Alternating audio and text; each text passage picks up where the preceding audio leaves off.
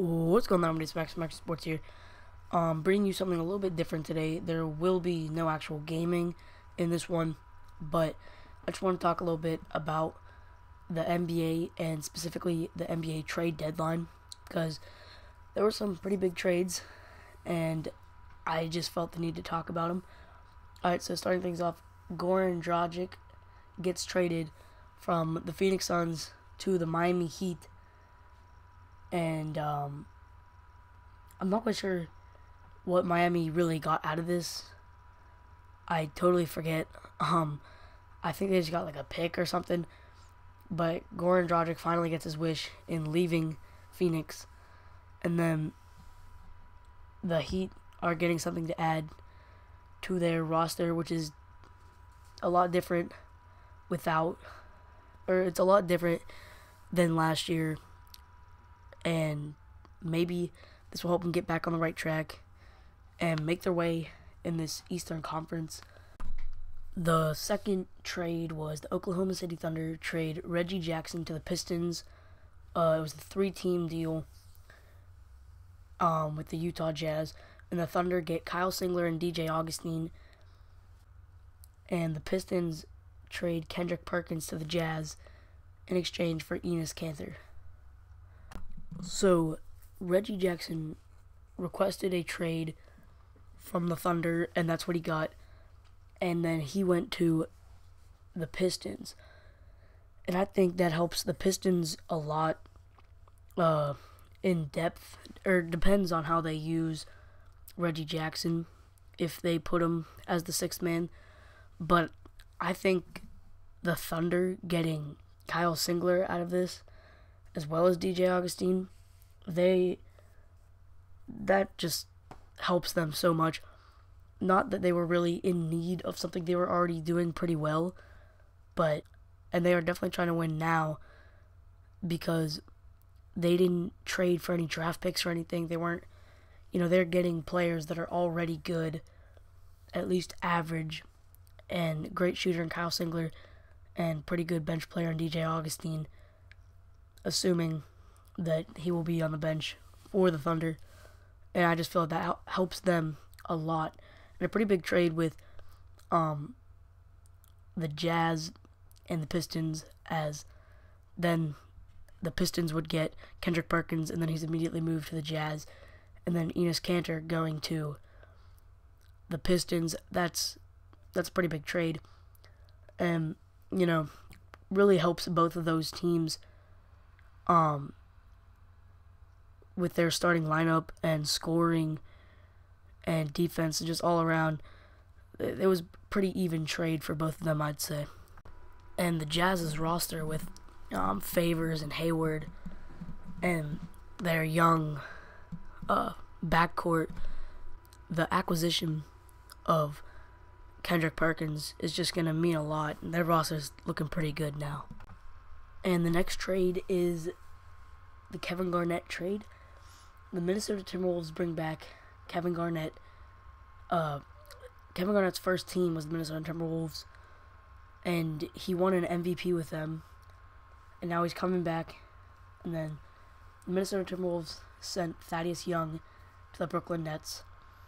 In my opinion, the Brooklyn Nets are getting the better player in this one, just because they wouldn't be able to keep Kevin Garnett for that much longer, and he wasn't doing anything spectacular.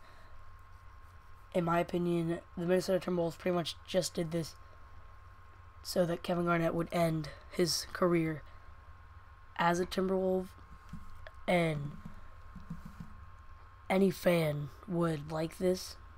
But looking at the business end of things, I'd say the Brooklyn Nets definitely got the better deal out of this, the better player. Alright, and this next trade, I don't really think anyone saw coming. I certainly did not. I didn't even hear rumors about either of these players getting traded. So it was pretty much a point guard swap here. The Milwaukee Bucks send Brandon Knight to the Suns, but get Michael Carter-Williams from the 76ers. And the Sixers get a draft pick out of it. Pretty much now Philadelphia, who is a very young team, but not much talent. And I really just don't get it, because every time the Sixers get a draft pick and they get a player out of it, like Michael Carter Williams, he was probably their franchise player. And then he just gets traded away. And now they have 8 draft picks. 8. Like, my gosh. 8 draft picks in this upcoming draft. That is crazy. But I really just don't understand. Like, they're so young. And by far their best player was Michael Carter Williams. And they just trade him for a draft pick. And I don't really understand. I mean, I guess they're going to pick up another guy. Or 8 guys, oh my gosh, in the draft. But, like, I just don't really understand. He was fairly productive and everything, but I guess they're just going deeper into this rebuild. It's going to take even longer now for the Philadelphia 76ers to become a better team. And the Suns getting Brandon Knight was definitely a big deal because they traded away Goran Dragic, and another one that I'll get to in a little bit. But that definitely helps them in filling their point guard position, being a part of yet another trade in this trade deadline. I feel like that was a pretty good acquisition of them. And then, of course, the Bucks in this situation, trading away Brandon Knight. I don't know. Now they're just kind of left with Jabari and then some veterans in there. And I don't really see the Bucks doing anything with their roster now. Which brings me to the next trade. The first one that I heard about, this was probably the biggest trade, looking at how many players were involved. And this one, the main guy, Aaron Aflalo, along with Alonzo G, go to the Portland Trail Blazers for Thomas Robinson, Will Barton, Victor Clavier, and a lottery-protected first-round pick. In my opinion, well, I would say definitely that the Trailblazers got just something great here in Aaron Aflalo, as well as Alonzo G, but mainly Aaron Aflalo here. And I would say this is just a huge trade and very good for the Trailblazers. Now, the Suns, in yet another trade, they trade their 6-man Isaiah Thomas to the Boston Celtics for a first-round pick and Marcus Thornton. I believe the first-round pick was like something like 8 years from now or something. I don't know. It was not recent at all. It was pretty long time away, but still a pretty big trade considering Isaiah Thomas, someone who was doing pretty good, especially coming off the bench for the Suns, and yet another point guard, like I said earlier, getting traded from the Suns, and they pick up Marcus Thornton and a first-round pick for who knows when. The Celtics, after losing Rajon Rondo earlier in the season, not too long ago, are now picking up a point guard, trying to find someone who can get them their production, their points, and really just like everything. Really, this Boston Celtics team really has no one, or at least hardly anyone, and they're trying to find their guy. And I don't really know if Isaiah Thomas will be that guy, seeing as though he is pretty, I wouldn't say old, but he's getting up there in age. But, we'll see how this trade pans out in the future. This next trade kind of just got me shaking my head. It's another 76ers. They trade KJ McDaniels, another young player who was really turning into something, and I just don't know. But they trade him as well.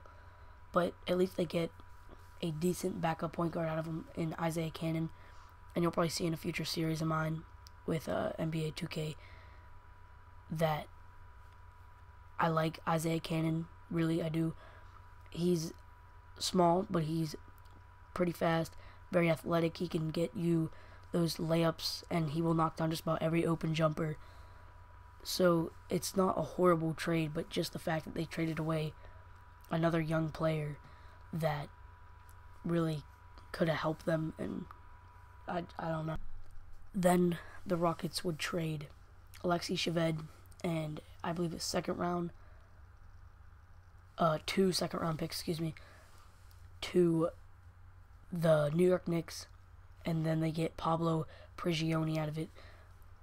And let me just say something real quick about these New York Knicks. They're my favorite team. Carmelo Anthony is my favorite player, absolute favorite player. But oh my gosh, they're just absolutely tanking this year. I mean, everyone probably should have figured that out when they traded J.R. Smith and Iman Shumpert to the Cavs for, like, no one even knows what they got out of it. And then they trade Amari Stoudemire to the Mavericks.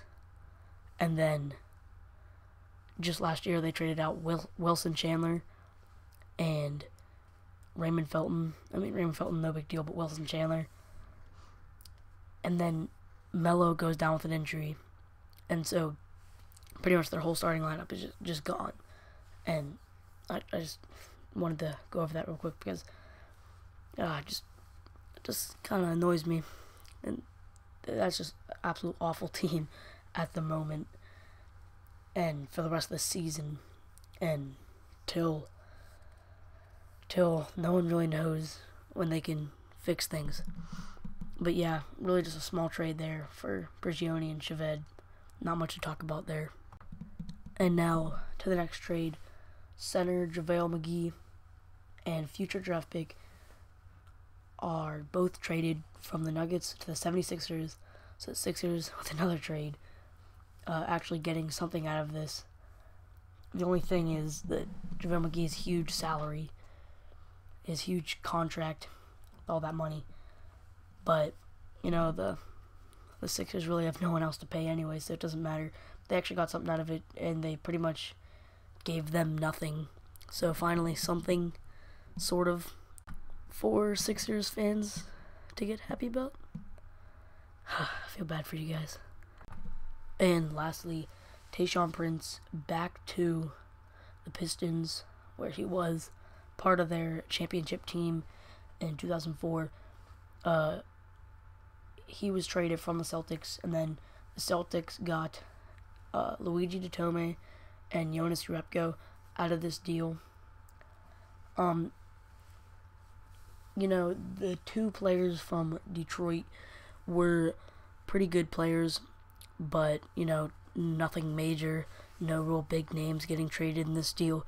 But it was a good trade, in my opinion, for the Celtics, or at least a better trade for the Celtics, getting the two players instead of the one out of this. And, you know, not much, nothing like huge going either way, but a nice trade for both teams, in my opinion.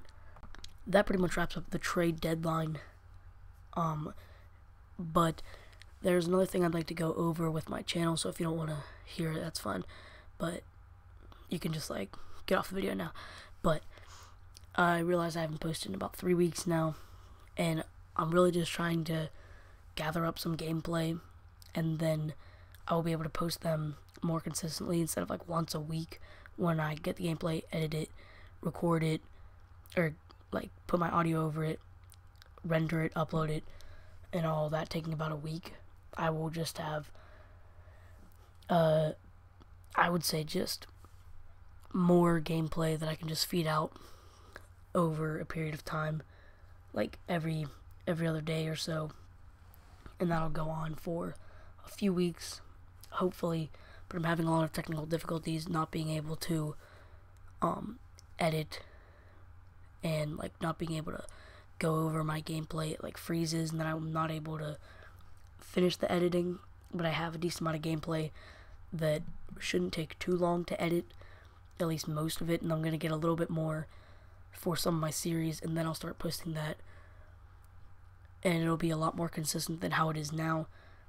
But I was just saying, I need to get this out just to have a video in this long gap, because it probably won't be for another at least 1 to, like, another, hopefully not, but it might get all the way to, like, another 3 weeks, and then I'll start posting more consistently for, hopefully, I say hopefully a lot, because I really don't know what's going to happen, But what I would like to happen is that I take a break for a little bit, where I just get all the gameplay and edit it all down, and then I'll post like every other day, or like once every 3 days or so, for a good 3 to 5 weeks, hopefully. But yeah, that's how things are gonna work from here on out. And then I'll just start getting more gameplay in that time, where I'm just posting every 3 days, where I will already have stuff ready, so then I can get gameplay while I'm putting out other content. I'm not sure how it's going to all work out. I'm not sure how it's actually going to, happen, and I'm just gonna hope, once again, using that word, that everything will work as well as I had it thought out to be. Anyways, that pretty much wraps up everything, the trade deadline, and my short little rant / channel update at the end. So I want to thank you all for watching. Hope you enjoy, and I'm gone. See ya.